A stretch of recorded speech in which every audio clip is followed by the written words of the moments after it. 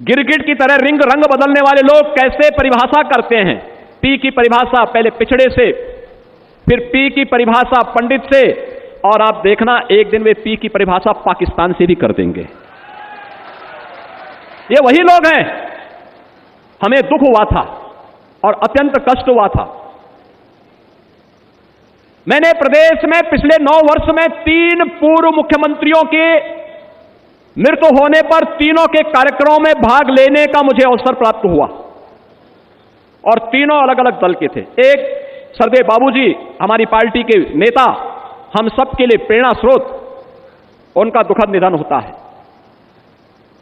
और दुखद निधन के बाद हमारे लिए असहनीय था। प्रधानमंत्री जी सारे कार्यक्रमों को छोड़ करके दिल्ली से सीधे लखनऊ में आए, उन्होंने श्रद्धांजलि अर्पित की, और SGPGI से लेकर के घर तक, और घर से अलीगढ़ तक, और अलीगढ़ से नरोरा तक अंतिम संस्कार कार्यक्रम में मैं और मेरे कैबिनेट के सभी सदस्यगण उस कार्यक्रम में भागीदार बने।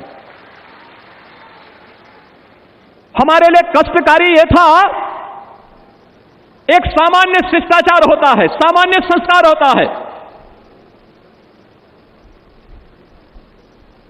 मायावती जी ने आकर के उस दायित्व का निर्वहन किया और बाबूजी को उन्होंने श्रद्धांजलि दी।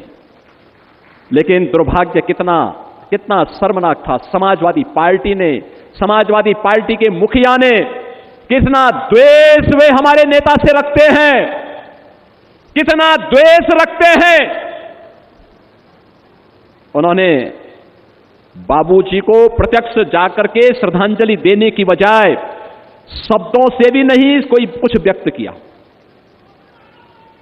बहनों और भाइयों, इससे बड़ा अपमान ये जातीय अपमान है, और ये हर उस हिंदू का अपमान है जिसको लगता है कि बाबूजी का जीवन सनातन मूल्यों के लिए, हिंदू गौरव के लिए समर्पित था।